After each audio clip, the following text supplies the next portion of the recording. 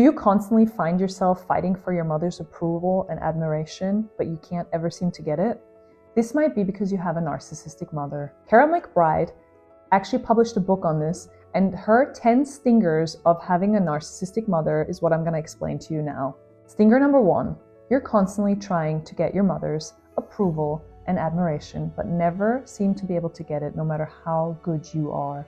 An example of that is if your mother constantly judges you for being messy, and every time she comes over to your house, nothing is cleaned up good enough. Even if your cleaner has just been there a couple of hours prior, she will find a way to tell you that it's a mess. This might get you to clean your entire house and have panic attacks and anxiety before your mother comes and visits.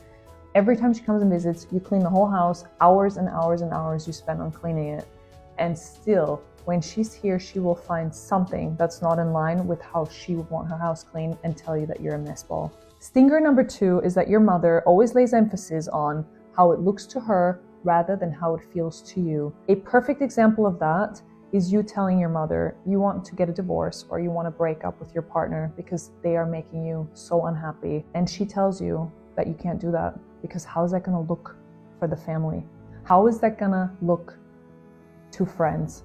What kind of light is that going to shed on her as a mother for raising someone who's not accomplished enough to keep a relationship going?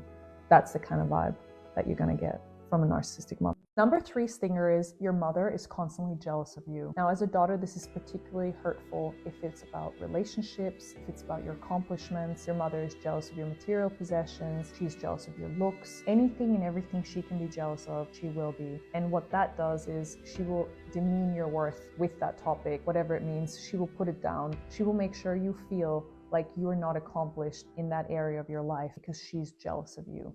She might buy the clothes you bought. She might copy you if you've gotten a pet. She might get the same pet. She might buy a house next to yours that's bigger. Anything and everything she can do, she will do. One of the most hurtful things a jealous mother can do is start flirting with your partner, or even sometimes start an affair with your partner. I've actually had several female clients telling me that their narcissistic mother started sleeping with their ex-boyfriends once the relationship is over. This is incredibly hurtful, especially when she then says things like, "What? You didn't want him? What's the problem?"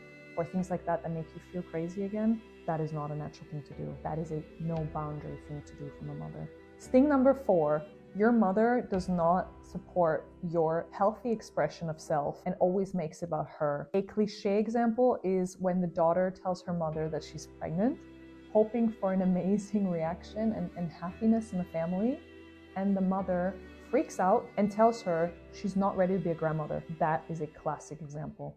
Carol McBride has written a book, Will I Ever Be Enough?, that explains all of the situations where narcissistic mothers hurt their daughters. So this video is specific to daughters of narcissistic mothers. Sting number 5, which is in your family, it is always about mom, never about anyone else.